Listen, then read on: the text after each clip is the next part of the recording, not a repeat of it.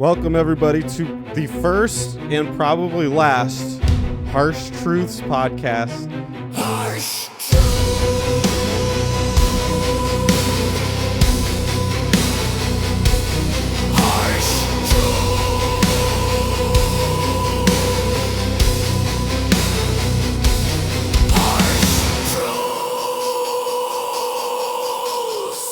Featuring almost exclusively me. Reason being is Alex just got back from Italy and he's too tired to do a podcast. Too tired. He can't handle it. He came back from Italy and he thinks I'm supposed to feel sorry for him. Why did he go to Italy? That's probably not for me to say. If you know, you know. And to the person, for that reason, congratulations, buddy. I'm happy for you. But I won't share it here. I don't think it's for me to say. That aside, Alex says he's too tired. I want you to look at every single episode of the Button Mappers and who's been on it since he was in it. You'll find one person. You think I've never been tired? You think I've never woken up and just wasn't really feeling it? And yet, here I am. And for some godforsaken reason, he thinks we need to do this podcast. Whoops. He thinks we need to do this podcast. Even though, one, we're not a podcast channel anymore. He said make a video. But I know that if I do a video that's 20 minutes long or 10 minutes long, he'll freak out. So it's basically you have to do a podcast by yourself for a channel that is dead. Okay? We've established this channel is dead and we're moving it to a different one. So this channel is officially dead. But he insists that we constantly make content for it. Why? I don't know. But here I am. I'm going to make an episode for you and you're going to like it. Okay? It's called the Harsh Truths episode. It's where I just get to spout out and yell and rant. And look, I'm going to be real with you in this episode. Usually I can't be 100% real because I have Alex on the other side of me. And he's got his opinions. And they're wrong. But I have to respect them as, you know, a host would. As a person on my station. So, but today I'm unleashed. I'm by myself. There's nobody to stop me. And I'm going to talk about whatever I want. And my opinions will rule the day. Like I said, this will probably be the only podcast where this happens. And probably for good reason. But here we go. Let's do it. I do have a co-host, but you will not be speaking. He's filling a producer role. His name is Chimchar. I got him. He used to make iPhones, but he burned his hands off. So now he's going to be my producer. He is 8 years old. And he does a good job. He does a good job. He's probably more useful than Alex. So I'm happy to have him. He will not be speaking. We will not put the camera on him. But he's trying his best with the material that he has. We have a great show today. I just got Metal Gear Solid Snake Eater. I played it for 2 days. Probably about 4 to 5 hours into it. I have a life. It's good. It's good. We'll talk a little bit about it. Chimchar is queuing up the shit, and he'll be in charge of that. And I think we can go from here. Wanted to say a couple things. Let's say Metal Gear Solid Snake Eater is fun. I'm playing it with the new controls. People were complaining about this game having performance issues. The Unreal 5 engine, as if people talking on the internet as if they've used the Unreal 5 engine and understand its complexities, understand its problems. They just take other people's words for it and go for it. Look, I had one instance of pop-in. I'm playing on performance mode on my PS5. Not a PS5 Pro. I didn't even know there was a PS5 Pro. Apparently there's a PS5 Pro. I've never heard of it. I have a PS5. You good enough? I don't know. But I'm using the PS5 and it's working just fine for me. No issues except one instance of pop-in. Hey, I get in other games too. So let's pretend that that's it. It's been fine. I like it. The new controls, I honestly don't remember that detailed of me playing it as a kid. So the controls I have no problem with, and they seem fine to me. Apparently it plays like Metal Gear Solid 5. Great. You can also play it in the old style as well. I'm not doing that. I'm playing it in the new style. Great. If you haven't played Metal Gear Solid 3, aka Delta, in this situation, it's a must play. You have to play it as a gamer. It's one of the best games ever made. Period. If you disagree with it, then I don't know what you consider gaming, but it's not what I consider gaming. When I got it, they told me that I needed to show my ID. They said it's got mature content. Please show your ID for this game. I think if I knew the ending of the game because I played it 20 years ago and it came out, I shouldn't have to show. I should have explained it. Well, it ends with the boss and in a flower bed. You're in a flower bed and the boss is there. Like then okay, here you go. No ID necessary. No transaction where you have to prove how old you are. I'm old. I'm old enough. I'm 30. I'm old enough that I don't even remember the exact age. I had to ask what my age was. I'm 37 apparently. I'm almost 40 years old. I don't even know how old I am. Knowing what I thought people were supposed to be like at 37 or at 40, and knowing what I am is atrocious. I'm nowhere near any of that. I wonder if those people that I thought were gods when I was a kid that said they were 40 years old, they were probably human wrecks as well. They were probably worse than me. If I'm being statistically honest, they were worse than me. They were human pieces of trash. Parents included. They had no idea what they were doing. Looking back, that much is certain. But anyway, I'm old enough to play this game. I'm old enough to play Metal Gear Solid Delta. I do not need to show my ID. I have bags under my eyes. I'm tired. Anyway. What do we got today? I saw in my comments on my other channel, my RPG Archive channel, somebody said that a JRPG has to have relationships in it now. They say, why would you release an RPG with no relationships? That's the anime side, I think, talking. People expecting anime out of JRPGs. Didn't used to be that way. It didn't used to be every JRPG had to be an anime. In fact, I would argue that Dragon Quest is still not an anime, even though Dragon Quest XI certainly has enough cutscenes that it could be. They should tone that down, to be honest. Dragon Quest VIII is perfect. Perfect amount of cutscenes, perfect amount of gameplay. Dragon Quest XI, too much. That being said, that kind of scrutiny is annoying. Actually, Chimchar, can you get Dragon Quest trailers on? Thank you.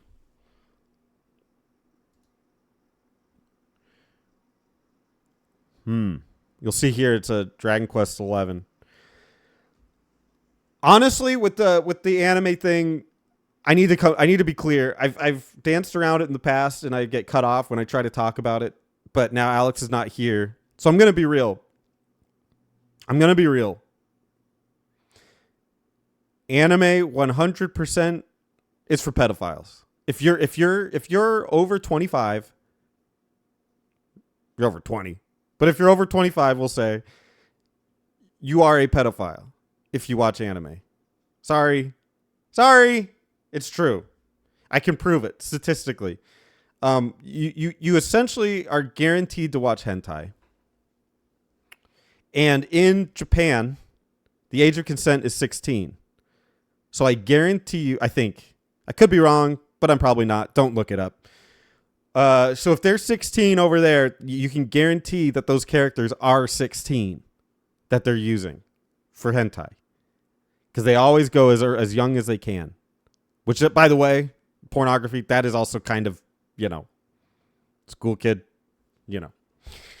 But If they're all 16 and they're in hentai and you're watching hentai in America, that makes you a pedophile. Don't argue with that. You know it's true. You know it's true. So if you have a Crunchyroll account and you're over 35 and you're over 25, you should be in jail. Lock them up. I want to see it. I want to see everybody that has a Crunchyroll account. If you don't know what Crunchyroll is, good. But if you don't know what Crunchyroll is, it is basically Netflix, but for anime. And how many people queue up something on Crunchyroll and just jerk off? By the way, this podcast is not for children. I'll make sure to put a disclaimer at the beginning. But if you're a child, you should not be watching this podcast. And if you're a child, you're also allowed to watch anime. And I guess do what you want to it. But this is specifically to people 25 and over. And if you're almost 25, this is kind of for you too. You're a pedophile. Yeah, it's there's no way around it. If you look up Crunchyroll and probably look up the top 5 things on Crunchyroll. Chimchar, top 5 shows on Crunchyroll. Hurry up. Top 5 shows on Crunchyroll are Cleva Tess, a dark fantasy anime featuring a powerful demon who raises a human baby while grappling with the desire to eradicate humanity, known for its visceral and uncomfortable sequences. Uncomfortable. Let me look up what Cleva Tess is. Cleva Tess. Images.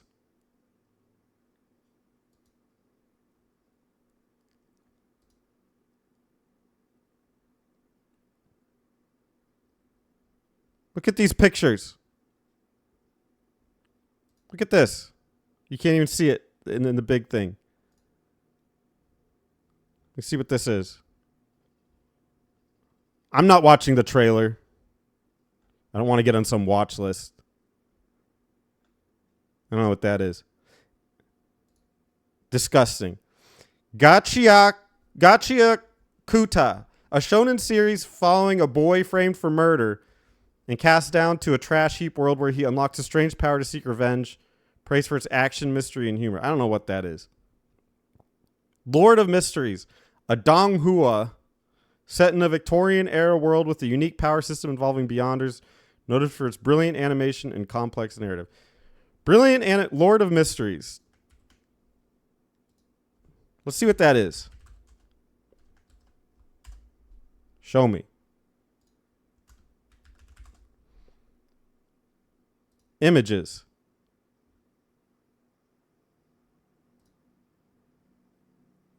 Wow.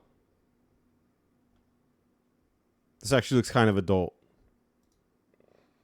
Secrets of the Silent Witch, a fantasy series centered on a girl who casts spells with enchantments due to social anxiety, balancing humor, drama, and mystery with a strong protagonist.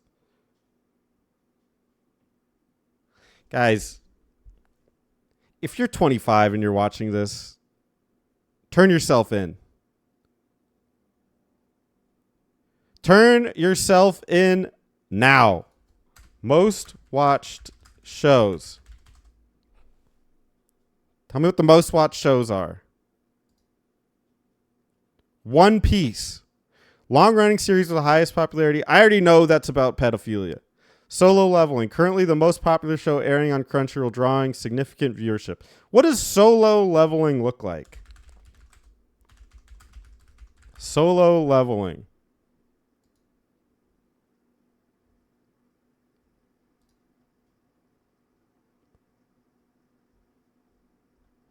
Hypersexualized, I can already tell.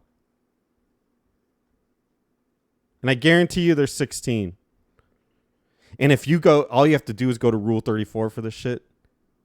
And all the fans draw their own shit for it and make it even worse. Demon Slayer Kimetsu no Yaiba. Jujutsu Kaisen. I can't even pronounce these names. What the hell are they? Anyway. Look. If this is your life, if this is what you do, you need to turn yourself in. You're disgusting. All these shows, I swear 90% of the shows here are they're a kid in high school is doing something with demons. Like 90% of these shows are taking place in high school. And they always go like this. It's always the same. I had a friend break animes down to me one time. Here's how he described it. It's about these kids in high school, but it's not your ordinary high school. It's never an ordinary high school, but it is high school. Why do you think that is? Why do you think they're always in high school? It's because people that watch anime are in arrested development. They can't get out of being in high school. They claim they're the worst years of your life. They're the best years of your life. Everything after high school has been miserable. And they won't admit it, but they watch cartoons where everybody's always in high school. Someone explain that to me. They're always children. Every time. I had a friend of mine, he sent me a picture of a girl, an anime girl, big boobs, but she was in a classroom. I said, "How is this not pedophilia, what you just sent me?" You know what he told me? I think I've shared this story. But he told me, "Yeah, well, that means you just don't understand. You're ignorant. This girl you're looking at is 5,000 years old. She's an angel." Tell it to the judge. Tell the judge, "Hey, look, this isn't pedophile content. This isn't underage material on my computer. She's 5,000. At least I thought she was. I thought she was 5,000 years old." Explain that to the inmates as they're pounding you. "Hey, I thought she was 5,000. Doesn't she look 5,000 to you? She's 5,000. Good Lord. Good Lord. Turn yourself in. That's all I can say on that one. Turn yourself in. It's over. It's over. Speaking of that, speaking of not getting, breaking out of your youth, let's talk about nostalgia a little bit. If you find yourself not liking new games because you're nostalgic for old games, if you're obsessed with playing old games from your childhood, that's bad. Nostalgia is not a good thing. Everyone treats nostalgia like it's cool, like it's nice. It's bad. It's real bad. It actually is a sign of arrested development. It means something happened to you in a bad way when you were a child and you can't let go. If you find yourself only playing games from your childhood, see a therapist. You need help. You need it bad. There's a problem. I'm sorry to say it, but it's true. You need to go see a psychiatrist. They'll say, what seems to be troubling you? It says, "I can only play Castlevania 4. That's what you tell them, and they'll guide you in the right direction. They say, "Have you played Symphony of the Night?" And you say, "I know it's objectively better, but it's not from my childhood, so I don't like it as much." That's bad. You need to learn to let go. I like Chrono Trigger. It's an important game from my childhood. I don't only play Chrono Trigger or games like Chrono Trigger. I play modern games. I play games that are slightly older than it, although those kind of suck. And I play other games from that era. I play everything, and just, you got to judge it. You got to take your glasses off. Those nostalgia glasses are killing you and killing your ability to like new things. Because there's plenty to like. There's plenty to not like, too. And I'm sure I'll get to that, or I would get to that in this podcast if it kept going. It will not. But there's plenty to like out there, and if you can't like it because it's not the game from your childhood, you're in trouble. Seek help, please. Everyone's favorite era is from when they were 12. You notice that? Everyone in our group, in our little YouTube community, go, you know what the best era of gaming was? The GameCube. GameCube, PS2, Xbox, when they were battling it out. That was the best era. You know what people from my generation say? Because we don't have a lot of people at my age in this group. But all the people from my generation say PS1, SNES, those two consoles were the best. Are any of us right? No. Who knows? Who knows what the best generation is? Probably the newest. Now is the best time for video games. And guess what? In 2026, it's currently 2025. In 2026, that will be the best time for video games. You can play all the games from the past, and you can play newer ones. There's so many great new experiences. So many. If you don't like one, look at another. We've had banger after Baldur's Gate. Incredible. Incredible. We're going to have GTA 6. Incredible. We are so spoiled. Going back to Metal Gear Solid Delta, people are criticizing that it has occasional performance issues. That's the era we live in. You want bad performance issues? Play a PlayStation 1 game and pray that it boots. You guys have all way, way too rose-colored glasses. It's unbelievable. Back in the day, you would turn on your PS1 and the opening screen would go, and you prayed to Jesus, to Buddha, to the thing with the arms. You pray that it gets to the next screen. If it gets to the next screen, you're good. If it didn't, your CD was scratched. And there were all these tips. You got to put toothpaste on it. You remember that? You remember with your consoles, and on your console, you'd have to blow on it so you could get, like, I think scientifically they determined that blowing on it didn't move the air out. It put moisture on the cards so that they could actually read. Do you remember that? How many times have you done that now? You can knock digital all you want. I don't care. I get the arguments for it. But how many times did you boot up a digital copy and you had to blow on it first? You don't know how good you have it. You pretend it was good. Imagine playing a game in the mid-90s on your PlayStation 1. And you went from one room to the other in your game, and you had to wait an entire minute for it to load. That's real. This happened. You don't know it because gaming has advanced so much and gotten so much better, and people know how to optimize the systems. Back then, loading screens, they always happened, and they were terrible, and yet you dealt with it. All those things you don't deal with now. And the games are huge. Open world games, the size of human cities. No loading screens. How amazing is that? Oh, but with Metal Gear Solid Delta, the immersion's gone when I see Poppin'. How about a loading screen for 2 minutes? Where's your immersion?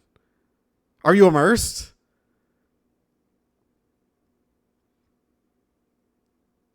You just don't remember. You remember the parts in between the loading screens. And good for you. Keep it that way. Play it on modern hardware where they get rid of the loading screens, where those aren't really an issue. You're welcome. Good Lord. Oh, I miss the days of back the day games were actually good. And they're not now? They're incredible. Play a new game. If you can't, get help. That's all I got to say. Chimchar, how much time are we at?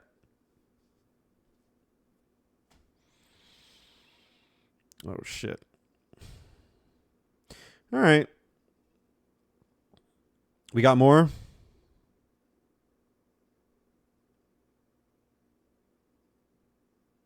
Okay.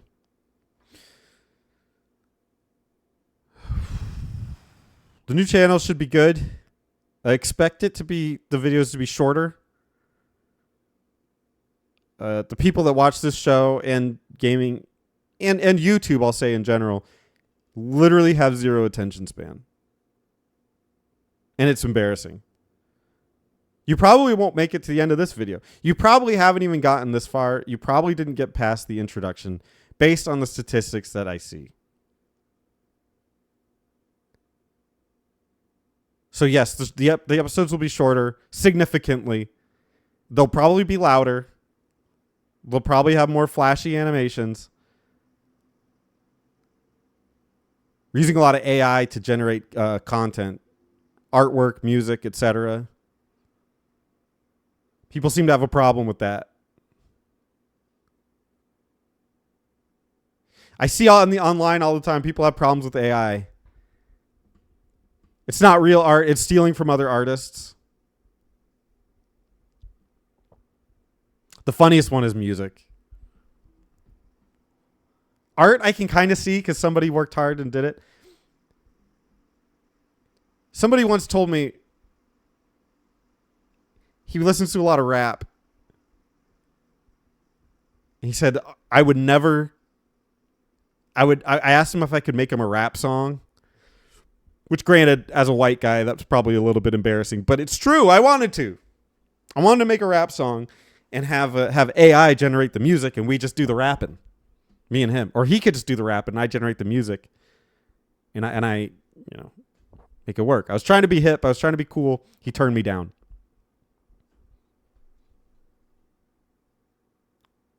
Let's get a thing. Chimchar, AI generated music. At least get something up.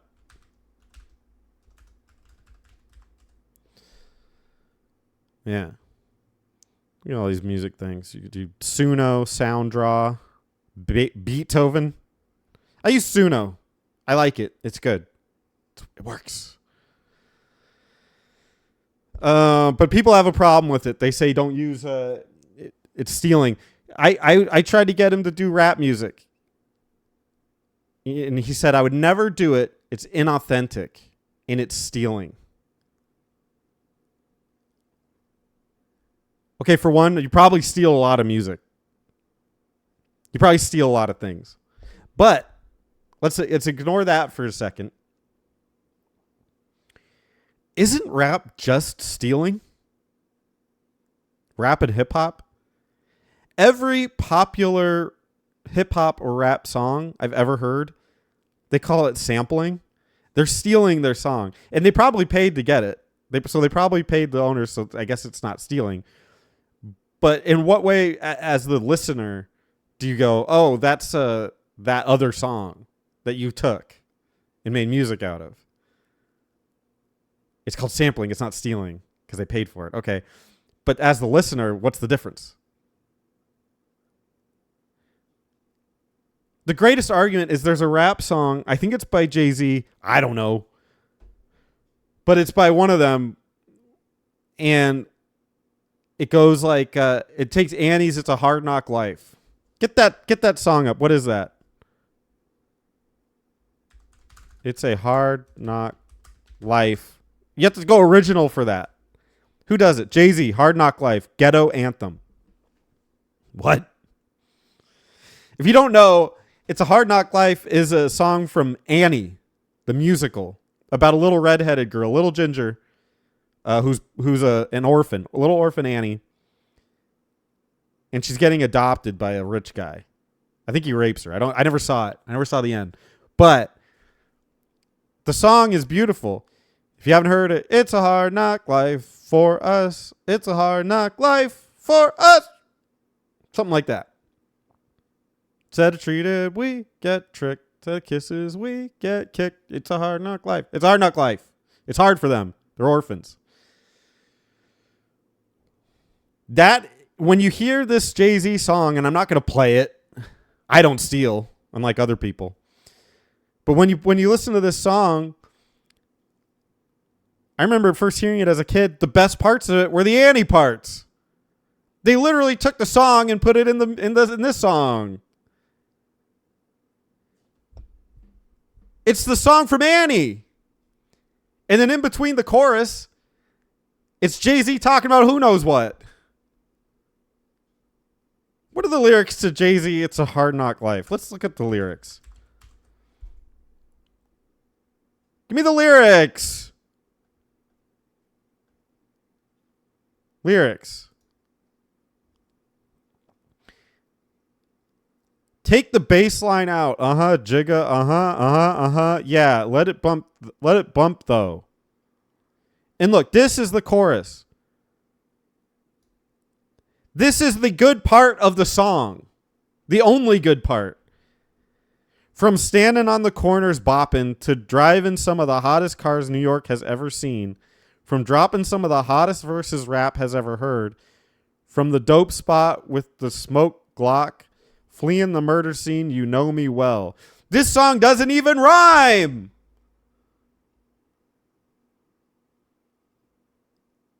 It doesn't even rhyme. What? From nightmares of a lonely cell, my only hell. But since when, y'all... I ain't gonna say that. I could, but I won't. These aren't even lyrics. And if you with me, mama, rub on your tits and whatnot. And whatnot? What is that? I'm from the school of the hard knocks. You must not. Let outsiders violate our blocks and my plot. The best part of this song is the chorus. All you're doing when you're hearing this is you're waiting for the chorus to come back. After every stanza... If I can even find one of those in here. All you're saying is this the part where It's a Hard Knock Life comes on? Why don't you just listen to the original? This is what I'm trying to say is that music is all about stealing. It always has been. AI music is just the next level. It lets me steal as opposed to someone else. Don't you see? Don't you see you've been fooled all your life? These famous people have been stealing the entire time. Now we can steal and use for our own personal gain. So do it. You think modern music is dumb? You probably think you're probably nostalgic for your music anyway. You don't even like new music, so who the fuck cares? But guess what? You can make your own music now. All you do is type your own lyrics. You don't even have to type your own lyrics. You can make the AI do it, although it sucks, to be honest. AI is bad at making good lyrics. Write your own. Trust me. It's better. But yeah, all this is stealing. It's always been stealing. Sorry. It's true. Hard Knock Life. And to be honest, a lot of this music, a lot of the music that you hear, the poetry is just bad anyway. The artists that you like, their poetry is miserable, atrocious. I mean, you're looking at it. This is unbelievable. This is Terrible. So yeah, we're going to be using more AI, I'm sure. If you got a problem with it, I don't really know what to tell you. Get used to it. It's the way of the future. Don't be a Luddite. Do you know what a Luddite is? It's a Luddite is somebody that refuses to accept new technology. And historically speaking, Luddites are poor. They are always poor because they refuse to embrace new technology and therefore get left behind.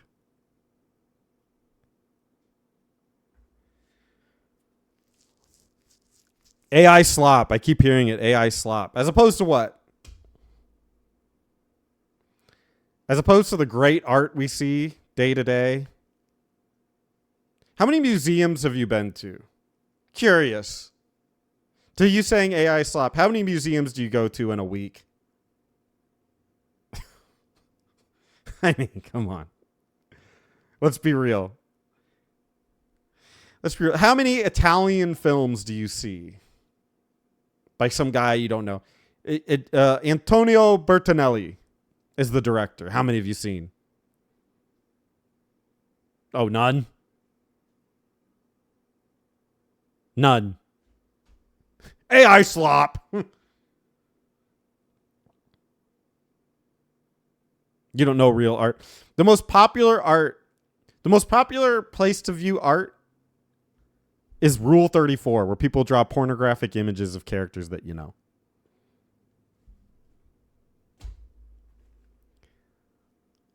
That's it. At least AI art, you can make it do things that aren't Mario sucking a cock. Isn't that nice? AI art, show Mario jumping over a tree. Show Mario jumping over a mushroom. Show Mario beating up Sonic. You can create these things. And yes, it steals some of the assets. Sure. Who cares? Who cares? Why do you care all of a sudden? You know who? 99% of what you're stealing is from some corporation. Do you really care? I'm sticking up for Nintendo. They worked really hard on Mario. Do you care? Why are we sticking up for this? For Nintendo? They make trash. They make human trash. And you're sticking up for them. Come on. Come on. Make the AI art. And you know, while we're at, make them sucking a cock, but make the AI do it.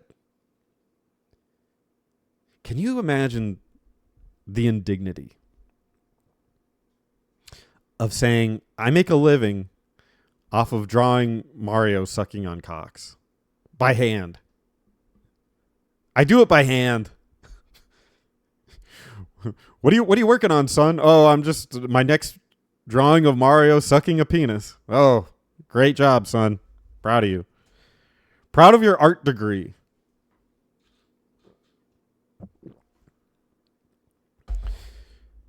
But at least he has class. At least he has morals.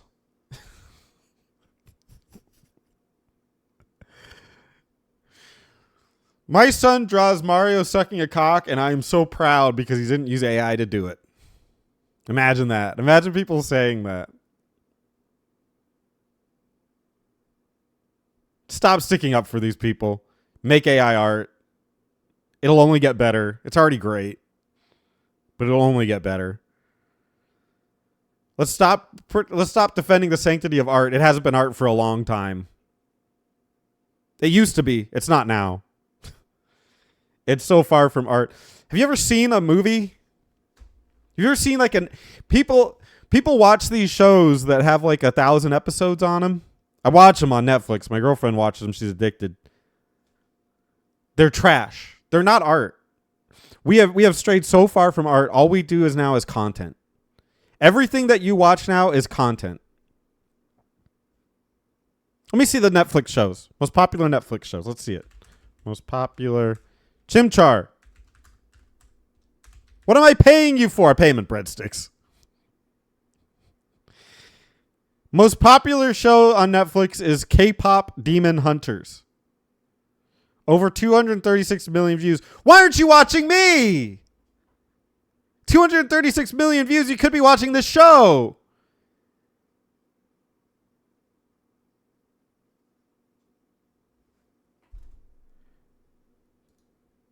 K-pop Demon Hunters. If that's not a pedophile show, I don't know what is. Everyone watching that. 236 million people. Cuff them. If they're over 30, if they're over 25, cuff them. Put them in jail.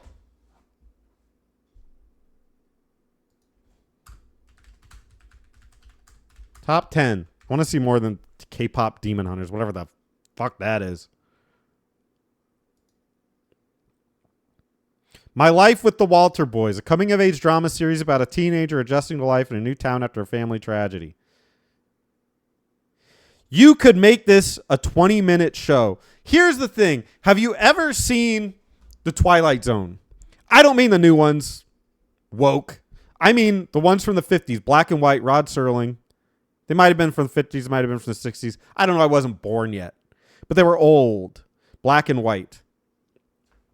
If you watch all the Twilight Zone episodes, you realize that they make entire shows that span seasons.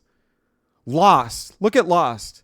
That was 7 excruciating seasons. 6 or 7. I can't remember. Who cares? 6 or 7 excruciating seasons. The premise is something Twilight Zone covered in 20 minutes. 20 minutes. They covered the entire premise of the show. And yet they stretch it out. These shows don't mean anything. They're not art. Here's the definition of art, and you can look it up, and whatever you look up, it's probably wrong. But here's what art is. It's not just a self-expression. True art says something about the world. That's true. Okay? It's good art if it's true.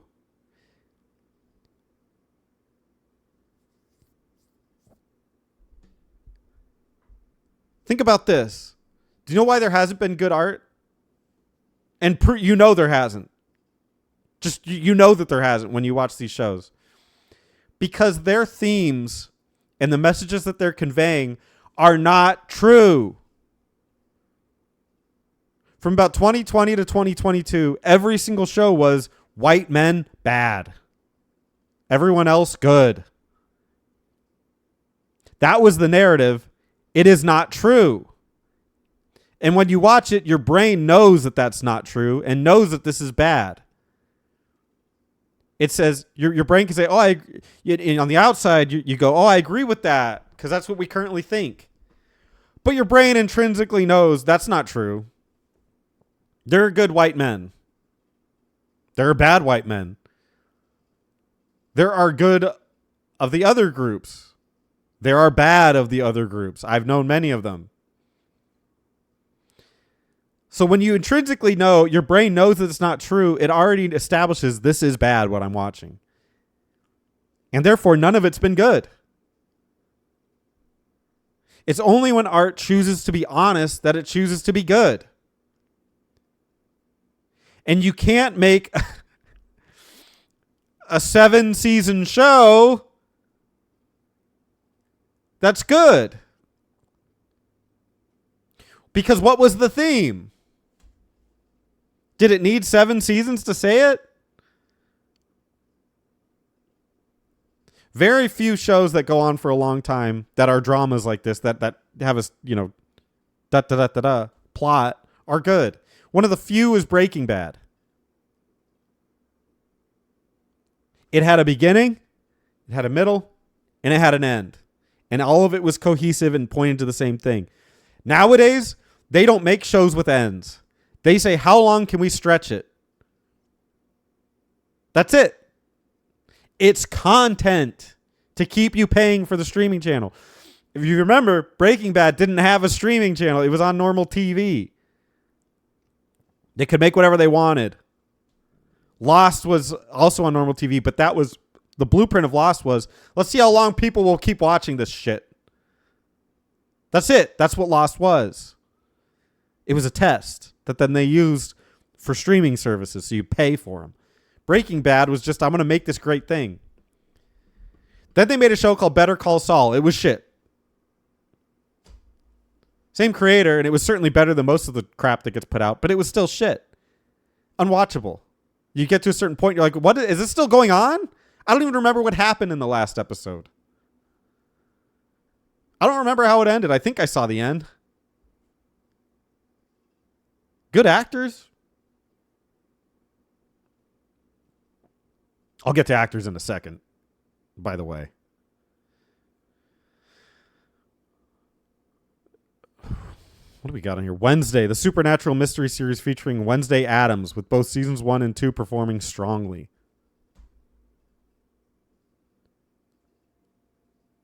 Nostalgia.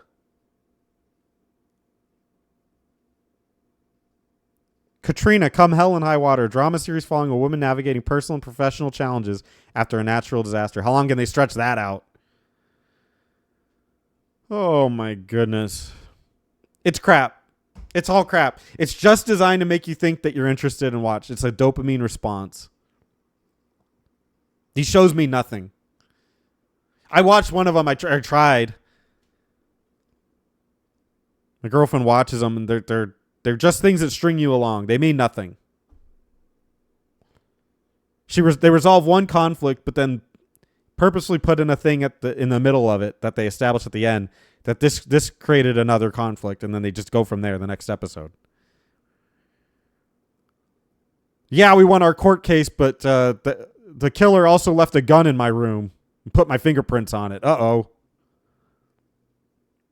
I can't wait for next season where they hash that out. It's not real. It's just not. Let's talk about actors for a second. Acting has been so bad.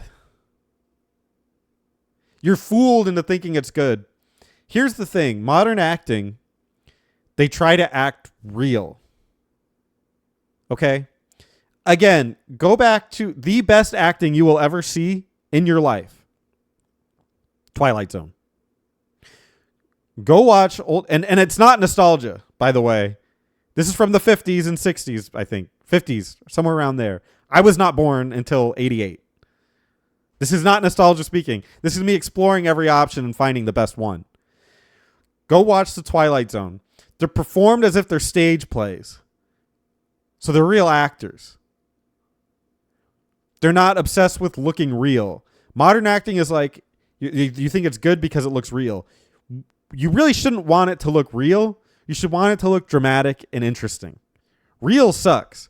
When I watch an actor in a movie nowadays hanging out with a child, it looks like it's their own child. And it looks like they love them. It's kind of disturbing. It's honestly disturbing. If you watch a modern show and you watch them interact with a child and it's very sweet and they're like, oh, I love you, son. How's it going? Oh, you're so cute. Ha ha ha. Oh, look at you. I'm going to give you a kiss on the head. Go back to watching it in The Twilight Zone, in those old episodes, in old romantic TV shows, black and white. One, there's no black people. That is a problem. Okay. I understand that is a problem. But that aside, everyone is sweaty because of the cameras and the heat lamps that they're under. That's kind of cool. I kind of like that. But also, they're acting in this dramatic stage performance that no human would ever act in. That no human acts like that. They don't talk like that. They don't do soliloquies. Look it up. But what they do is express the emotion of the scene. They make you feel how you're supposed to feel about this type of scene. Modern acting doesn't do that. They're not even actors. The top bill on every movie that you see is a movie star. You're not getting an actor. You're getting that person. If Robert Downey Jr. is listed as like a featured as an actor on their thing, do you think he's going to play this dramatic role? No, he's going to play Robert Downey Jr. If Chris Pratt is on your thing, is on your screen, he's playing Chris Pratt. He wouldn't even do a Mario accent. He wouldn't even be Italian. That's how far acting has fallen.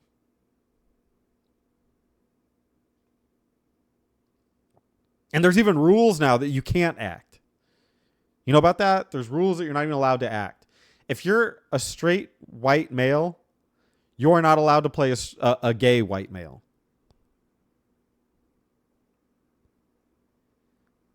You're acting. You're playing a person that you're not. They say you're taking a role away from another actor that is gay. If he was so gay, then he should be a better actor for that role. He's trash. He sucks. He's gotten ahead because he's gay, but turns out he's not a very good actor because he didn't get the role and he's already gay. He's already halfway there. That's the problem with modern shit. There's still good shit that comes out. But that's why a lot of modern movies and stuff, TV shows, they're trash. They really are. But good stuff comes out. The best thing I've seen recently was what's that show about the movie? Not the show. I don't watch shows. I really don't watch movies either. But this movie was amazing. What's the movie about they take injections? Let me see. Movie Injection. Young Body. The Substance. Incredible. This is a movie. The Substance. You should see it. It makes you think. Makes you cry. It grosses you out. It is disgusting. But it is incredible. It makes you feel something. I felt something watching The Substance. I don't feel things when I watch most movies nowadays. I look at them and understand that they went through a bunch of script rewrites. They had to redo the episode, the movies. They had to redo it. They had to change things. This movie felt amazing. You should all see The Substance.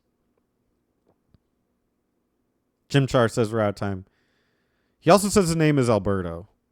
I did not know that. But we're about at the end of the show. It's been a great show, Harsh Truth. Sorry if I offended you. Not really. You probably won't see another show like this, especially at this length. That's not going to happen. Oh, but Alex wasn't here and I had to make do. So here we are. Making a podcast for a dead channel. This will get no views. But it's the most honest one I could do. So next time you see us, we'll be back to the old stuff, and then this channel will end. What was the point? I don't know. But we insist on making content for a channel that we know is dead. Anyway. Thanks for watching. Make sure that you like and subscribe. I'm saying this to the 0 people that are watching this at this point. Bye.